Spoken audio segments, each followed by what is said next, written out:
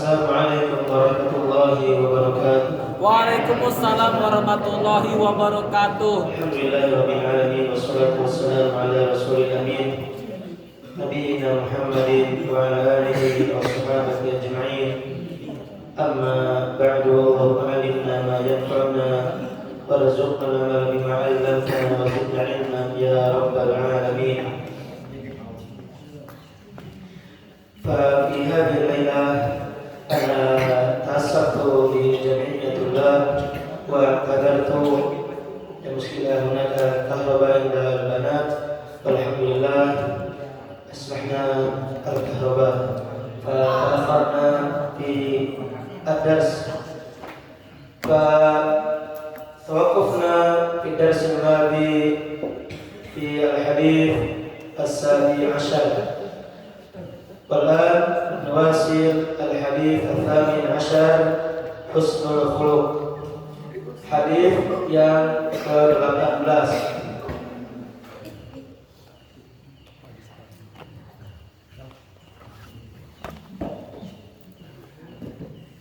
Hadis yang ke-18 tentang baiknya akhlak.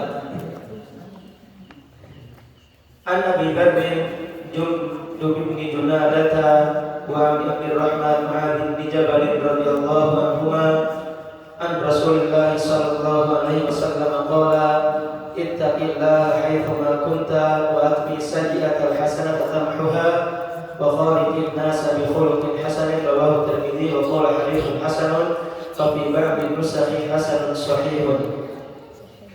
Ya, hadis yang ke-18 tentang baiknya akhlak.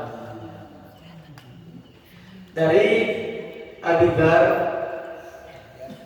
Jundub bin Junadah, jadi namanya Abi Dzar, namanya Jundub bin Junadah, dan Abi Abdurrahman Mu'adz bin Jabal radhiyallahu anhuma. Adapun Abi Dzar, beliau masuk Islam ketika di Mekah. Kemudian beliau berangkat ke daerah kaumnya untuk berdakwah, untuk mengajar kaumnya beriman kepada Rasulullah sallallahu alaihi wasallam, mengikuti Rasulullah sallallahu alaihi wasallam, dan beliau tinggal di sana di daerah kaumnya. Kemudian beliau datang ke Madinah setelah perang Khandaq. Beliau datang ke Madinah setelah perang Khandaq, yang disebut juga perang Ahzab. Beliau meninggal dunia pada tahun 32 Hijriah di masa kekhilafahan Utsman bin Affan radhiyallahu anhu. Beliau meninggal pada tahun 32 Hijriah di masa kekhilafahan Utsman bin Affan radhiyallahu anhu. Adapun Mu'adz bin Jabal, beliau masuk Islam ketika berumur 18 tahun. Beliau masuk Islam ketika berumur 18 tahun, dan beliau ikut perang Badar dan perang-perang setelahnya. Dan beliau ini masya Allah punya kelebihan dalam ilmu dan hukum dan Al-Quran. Beliau datang ke Yaman di masa kekhilafahan Abu Bakar As-Siddiq, dan beliau meninggal dunia kena wabah taun di Syam tahun 17 Hijriah, dan umur beliau sangat singkat, hanya 34 tahun. Mu'adz bin Jabal umurnya 34 tahun. Beliau terkena penyakit Talmun, ada wabah Talmun di zamannya Umar bin Khattab radhiyallahu anhu, dan banyak yang meninggal. Kalau sekarang kayak kita di Covid, di zaman sekarang kita ada Covid. Di zamannya Umar bin Khattab radhiyallahu anhu di Syam, ada penyakit Talmun, wabah, sampai banyak dari para sahabat yang meninggal dunia. Banyak sekali, bahkan jumlahnya puluhan ribu yang meninggal ketika itu terkena wabah Taun yang ada di Syam. Ya. Adapun kandungan dari hadis ini adalah ittaqillaha haitsuma kunta. Ya, takwa sering kita dengar ketika khutbah, ketika khatib di atas mimbar sering kita mendengar ya khatib para khutbah mengingatkan jamaahnya untuk selalu bertakwa kepada Allah Subhanahu wa taala. Adapun mana takwa, ya para ulama memang berbeda pendapat ketika mendefinisikan tentang takwa. Tetapi intinya semuanya yang menuju satu arah, yaitu ya fi'lul awamir wa tarkun nawahi. Ya, mengerjakan yang diperintahkan oleh Allah Subhanahu wa taala dan meninggalkan apa-apa yang dilarangnya. Ini secara globalnya. Walaupun ada para ulama mendefinisikan ya tentang takwa, seperti perkataan Umar bin Khattab pernah bertanya kepada Ubay bin Ka'ab tentang mana takwa. Ya, jadi Umar bin Khattab radhiyallahu anhu warḍah pernah bertanya kepada Ubay bin Ka'ab tentang mana takwa. Man takwa ya Ubay? Apa kata Ubay ketika ditanya takwa? Ya Umar, ya bagaimana kalau engkau melewati jalan yang rusak, yang di situ ada duri? Paham sampai sini nih? Ya. Umar, bagaimana kalau ada jalan yang di situ bolong-bolong? Ya, atau aspal sekarang kayak kita nih, bolong-bolong. Kemudian banyak durinya. Apa yang kamu kerjakan ya Umar? Kata siapa? Kata Ubay bin Ka'ab. Ya, dalam mendefinisikan takwa. Ya, kata Umar bin Khattab radhiyallahu anhu, pasti saya berusaha untuk apa? Untuk tidak terkena jalan tersebut dan duri tersebut. Ya, makanya kata Ubay bin Ka'ab mengatakan itulah takwa. Berarti apa? Kita harus menjauhkan diri kita dari hal-hal yang bisa menjerumuskan kita ke dalam api neraka. Dengan apa? Fi'lul awamir wa tarkun nawahi. Dengan mengerjakan apa-apa yang diperintahkan oleh Allah Subhanahu wa taala dan meninggalkan apa-apa yang dilarangnya. Makanya Ibnu Mu'taz yang mengambil dari perkataan ini sebuah syair, khalil dzunub saghiraha wa kabiraha dzakat tumu wasna kamashin fawqa al-ardi daw syauqi, ya la tahqiranna adz-dzunub, ya la tahqiranna dzunuba fa inna al-jibala min al-hasad. Ya, seperti itu ya, atau semaknanya tinggalkanlah atau jauhilah khali. Ya, jadi orang Arab saya dengar kita khali. Ya, khali itu artinya utruk. Ustaz dulu awal kuliah begitu bingung. Khali. Ya, khali itu utruk. Ya, khali tinggalkanlah dosa baik yang kecil ataupun yang besar. Dan lakukanlah seperti orang yang berjalan di atas jalan yang ada durinya. Dia sangat hati-hati menjauhi duri tersebut. Dan janganlah yang engkau menganggap enteng dosa, karena ingat gunung terdiri dari batu-batu kerikil atau batu-batu yang kecil. Ya, ini mana takwa menurut Ubay bin Ka'ab. Ya. Haitsuma kunta, bertakwalah kepada Allah Subhanahu wa taala dimanapun kamu berada. Ya, dimanapun tempatnya, kapanpun kita harus bertakwa kepada Allah Subhanahu wa taala, baik ketika bareng-bareng atau sendirian. Ya, baik ketika bareng-bareng dengan teman-teman kita, dengan keluarga kita, dengan kerabat kita pun harus bertakwa. Apalagi sendiri. Ya, karena yang berat ini kalau lagi sendirian. Ya, apalagi sekarang ya ada alat yang kecil tapi berbahaya.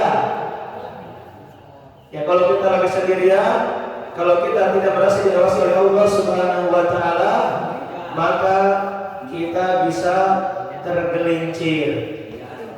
Ya, karena kita kurang muraqabah, merasa diawasi oleh Allah Subhanahu wa taala, terutama ketika sendirian. Ya, jadi kita harus bertakwa kepada Allah Subhanahu wa taala dimanapun dan kapanpun. Ya, kita harus merasa diawasi oleh Allah Subhanahu wa taala. Kemudian yang kedua, poin yang kedua, wa atbi'is sayyi'atal hasanata tamhuha. Dan ikutilah perlakuan buruk kita ya dengan kebaikan. Niscaya kebaikan akan menghapus keburukan. Ya, jadi kalau kita nih melakukan keburukan, kita menzalimi orang lain, kita melalaikan perintah Allah Subhanahu wa taala, ya setelah melakukan keburukan, kita pun harus melakukan kebaikan. Ya sebagaimana firman Allah Subhanahu wa taala ya di akhir-akhir surah Hud, innal hasanati yudhibnas sayyiati. Sesungguhnya kebaikan-kebaikan akan menghapuskan keburukan. Ikuti, kalau kita sudah berdosa kepada Allah Subhanahu wa taala, contohnya kita tidak sholat, tidak sholat, ditinggalin sholat karena lalai atau malas-malasan. Setelah itu kita pun harus memperbanyak amal kebaikan, istighfar, perbanyak yang mulai, perbanyak sholat-sholat yang lainnya, agar ya dosa yang telah kita lakukan dihapuskan oleh Allah Subhanahu wa taala. Ya, dan di antara tanda-tanda orang yang bertakwa sebagaimana Allah Subhanahu wa taala sebutkan dalam surah Al-Imran ayat ke-135, A'udzu billahi minasyaitonir rajim, wa idza fa'alu fahishatan aw dhalamu anfusahum dzakarullaha fastaghfiru lidzunubihim wa man yaghfiru dzunuba illallah. Itulah tanda-tanda orang yang bertakwa ketika mereka melakukan ya kekejian, keburukan, dan mereka mendolimi diri mereka langsung mengingat Allah, mereka langsung meminta ampun kepada Allah Subhanahu wa taala. Ini tanda orang-orang yang bertakwa. Ya, setelah melakukan keburukan, ya kerjakanlah kebaikan. Ya, Allah Subhanahu wa taala akan menghapuskan dosa-dosa yang telah kita lakukan.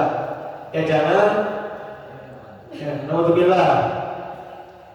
Ya bagi masih muda-muda biasanya ini jiwa muda karena ingin menampilkan kayak orang orang berani. Ya dosa diumbar, dikabarin temennya. Ya waduh saya malam ini terjadi banyak kejadian apalagi di masa-masa muda karena ingin memperlihatkan bahwa dia ini berani, kuat, apalagi pengen di atas teman-temannya sampai yang buruk pun diperlihatkan. Ya dia diumbar ke teman-temannya jangan. Ya, kalau kita telah melakukan kesalahan atau dosa, ya ingatlah Allah Subhanahu wa taala dan minta ampun pada Allah Subhanahu wa taala. Karena dalam hadis disebutkan setiap dosa diampuni kecuali bagi orang yang terang-terangan. Jangan. Kalau bisa kita tutupi. Ya, kalau bisa kita tutupi dosa-dosa kita. Jangan diumbar ke orang lain. Saya melakukan ini, melakukan itu. Wah, biar disangka tadi. Jangan. Ya, kalau bisa dosa ditutupin. Minta ampun kepada Allah Subhanahu wa taala. Kerjakan kebaikan setelah keburukan. Ya jangan disebabkan bahkan saya berstatus saya malam telah melakukan ini. Jangan.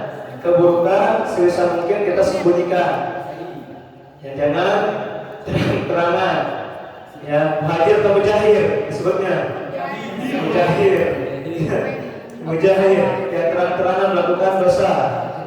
Ini tidak diampuni oleh Allah Subhanahu wa Ta'ala. Kalau kita melakukan keburukan, tinggal kita tutupi, kemudian kita pun minta ampunan kepada Allah Subhanahu wa Ta'ala. Kemudian poin yang ketiga, wa khaliqin nasa bi khuluqin hasanin. Ya, dan berinteraksilah dengan manusia dengan interaksi yang baik, dengan husnul khuluq, ya, dengan akhlak yang baik. Ini poin ketiga, poin yang disebutkan dalam hadis ini. Ya.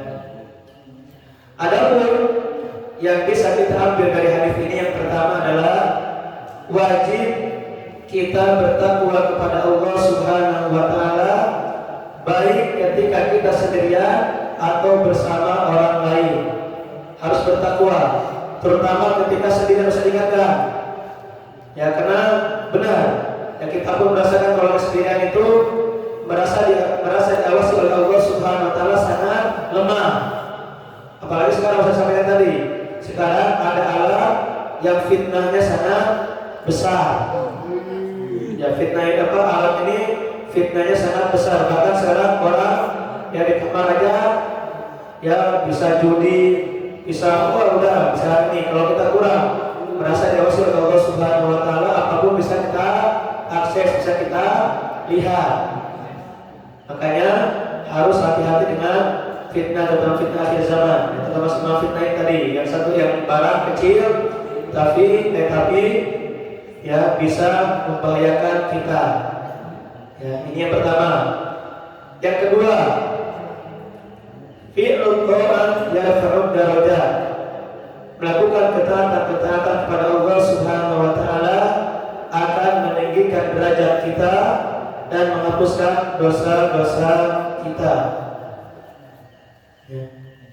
Kemudian yang ketiga, sangat besarnya rahmat Allah Subhanahu wa Ta'ala kepada hamba-hambanya, yang dimana Allah Subhanahu wa Ta'ala menjadikan sebab-sebab untuk menghapuskan dosa-dosa. Banyak penghapus dosa, sangat banyak. Nah, yang pertama tadi melakukan kebaikan, yang kedua istighfar, yang ketiga ya memperbanyak amal baik. Ya. Kemudian yang keempat, perintah untuk berinteraksi dengan manusia dengan interaksi yang baik. Ini yang masih kurang dari kita semua, ya. Dari kita semua ini kita harus jaga interaksi. Ya, baik sesama dengan guru, ya, dengan orang tua, dengan teman sekelas, dengan teman di bawahnya, begitupun dengan adik kelas kepada kakak kelasnya. Ya, ini harus dijaga. Ya, terutama tadi dua untuk jaga interaksi dengan orang tua dan guru-guru antum.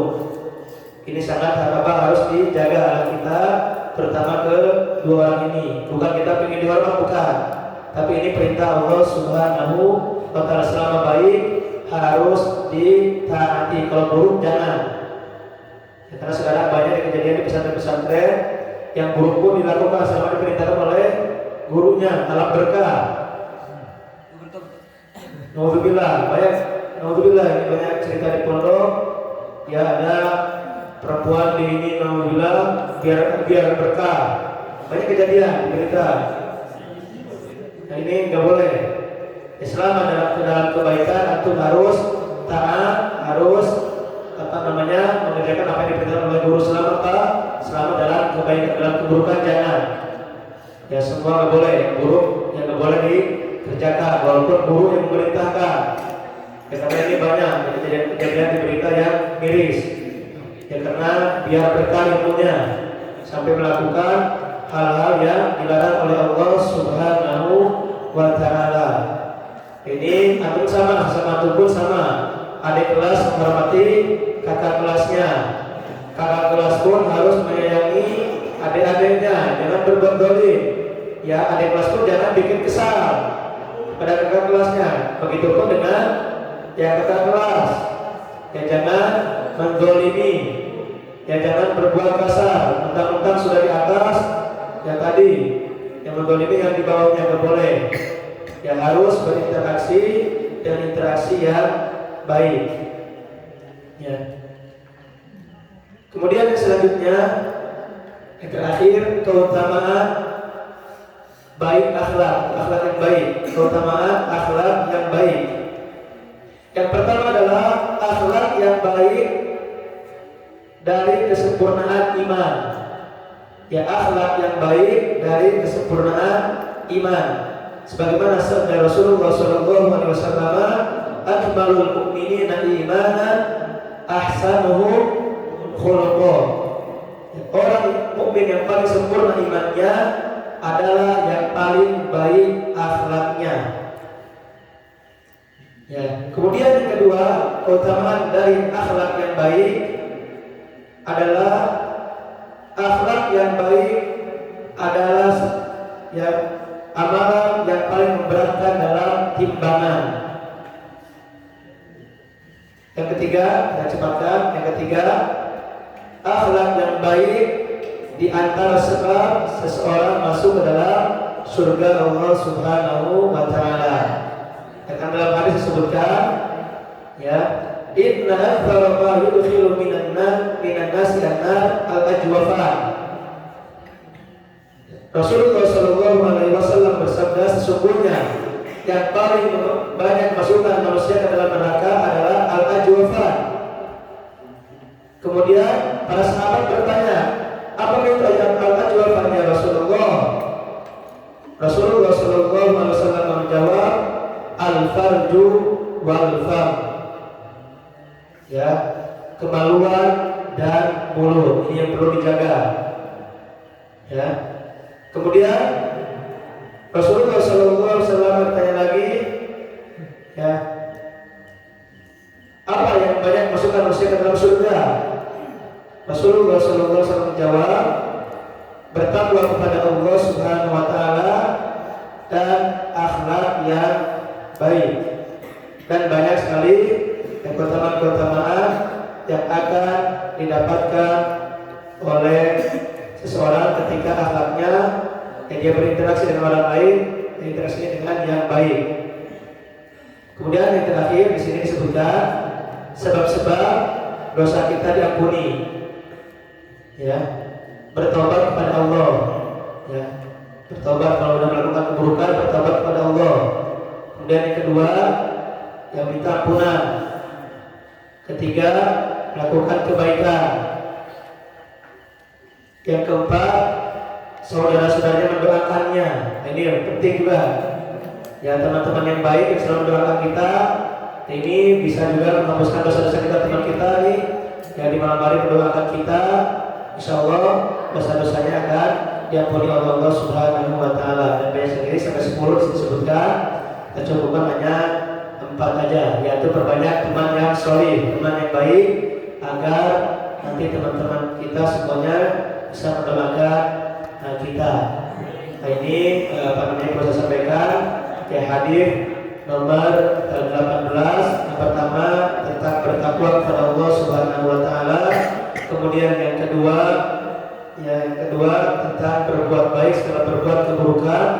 Dan yang ketiga, kita harus berinteraksi yang baik ya, dengan sesama muslim ataupun orang-orang di luar Islam. Tetap interaksi harus dijaga, tidak boleh orang di luar Islam kita ganggu. Selama mereka tidak memerangi kita, kita pun harus berinteraksi dengan interaksi yang baik. Sebagaimana Rasulullah SAW ketika beliau di Madinah, beliau pun berinteraksi dengan baik dengan orang-orang Yahudi, orang-orang Muslim yang ada di sana. Mudah-mudahan dengan interaksi kita baik, yang orang di luar Islam pun yang bisa memeluk Islam, karena melihat banyak dari orang-orang yang bukan Islam, mereka masuk Islam, terutama di Eropa, yang mereka melihat akhlak orang-orang Muslim yang ada di sana, yang terutama orang Arab, Muslim orang-orang Arab yang ada di Eropa, dari Saudi Arabia, dari Tunisia, dari Aljazair, dari Qatar, dari mana banyak. Akhirnya mereka dari Maroko, akhirnya mereka karena melihat orang-orang Muslim akhlaknya baik, mereka pun yang banyak yang masuk Islam. Ya, jadi kita pun harus berakhlak baik kepada orang-orang yang di luar Islam selama mereka tidak memerangi kita. Kalau memerangi harus dilawan sesuai dengan kemampuannya. Ya, ada pertanyaan? Kalau ada pertanyaan, hadis ke-18.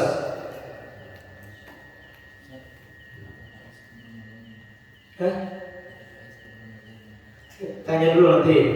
Pertanyaan dulu yang dari bisa akan sampaikan. Pertanyaan dulu. Ada 3 menit pertanyaan. Silakan kalau ada yang ditanyakan 3 menit. Ya nanti baru berbeda ya. Silakan bertanyakan, ada waktu 3 menit lagi tentang hadis ke-18 atau hadis-hadis yang sebelumnya berhubungan dengan pelajaran kita dari hadis nomor 1 sampai hadis ke-18 bisa ditanyakan.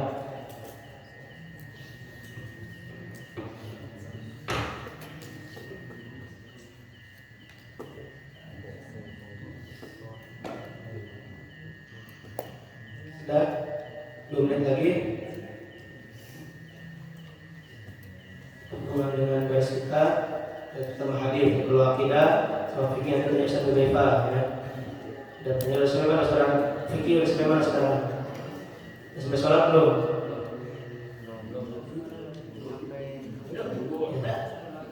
Ya kan di sudah bepa untuk fikih dan akidah. Yang perlu saya ingatkan ya, yang perlu saya ingatkan sekarang Ramadan tinggal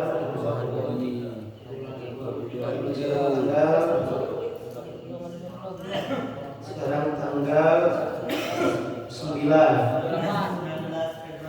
ya 9 ya tanggal 9 kurang lebih ya puasa 21 harian lagi ya kurang lebih 23 minggu tepat ya, kurang lebih 3 mingguan lagi ya untuk bulan puasa. Saya ingatkan ya untuk dari sekarang kita semua ya persiapan, terutama yang pertama puasa sunnah dan dilatih biar tidak berat. Ya sekarang disunahkan untuk memperbanyak puasa di bulan Sya'ban. Ya, yang kedua ya perbanyak membaca Al-Quran, persiapan untuk bulan Ramadan biar tidak berat. Karena kalau kita gak biasa dari sekarang, nanti pun Ramadan sudah pastikan berat. Ya, kita pondok hanya meminta untuk baca 1 hari 1 juz saja minimalnya. Ya, yang tamat 1 kali setelah Ramadan. Tapi kalau dari sekarang gak biasa, Ramadan pun banyak yang gak tamat. Ada, bukan banyak ada. Tapi gak banyak, tidak ada. Kenapa? Karena gak dibiasakan dari sebelum bulan Ramadan. Jadi sekarang kita biasakan 2 juz, baca aja. Atau yang sudah hafal ya sampai dihafal. Yang sudah hafal, atau yang belum jadi sambil dibaca. Dikit aja, dikit-dikit. Ya biar nanti Ramadan gak berat. Kemudian yang selanjutnya yang perlu kita kuatkan ya dilatih juga qiyamul lail. Karena nanti Ramadan biasanya setengah juz. Nanti nggak tahu nambah atau enggak, saya nggak tahu. Ini perlu dilatih kakinya. Ya saya sudah sampaikan untuk latih qiyamul lail. Yang hafalan yang untuk hafal dibaca ketika qiyamul lail. Untuk menguatkan hafalan juga untuk melatih kaki kita biar gak pegel. Kalau nggak biasa setengah juz pun berat. Ya, perlu dilatih. Ya jangan sampai nanti ketika Allahu Akbar ke belakang pas mau ruku baru datang. Jangan sampai terjadi. Ya ini yang perlu kebiasaan. Saya sampaikan segala sesuatu perlu kebiasaan. Ya ini apa namanya yang 3 hal ini yang perlu untuk perbanyak di bulan Sya'ban untuk menyambut dan tamu yang sangat agung itu bulan Ramadan. Kurang lebih 3 minggu lagi. Pertama tadi perbanyak latihan puasa, kemudian kedua perbanyak baca Al-Quran, yang ketiga ya tadi itu latihan qiyamul lail. Ya sebelum tidur tidur boleh itu latihan. Yang untuk hafal baca aja yang untuk hafal. Yang untuk bisa 1,5 juz, 1 rakaatnya bisa 1 lembar, bisa 2 lembar, latih aja. Ya biar nanti gak berat. Karena biasanya kalau misalnya berat nanti pun pas tadi bisa sampaikan pas imam Allahu Akbar antum ke toilet ya pas ruku nanti baru datang lagi ya jangan dilatih begini ya dilatih kuatkan kakinya ya pas untuk besok bisa disampaikan tadi tergantung antum hafalannya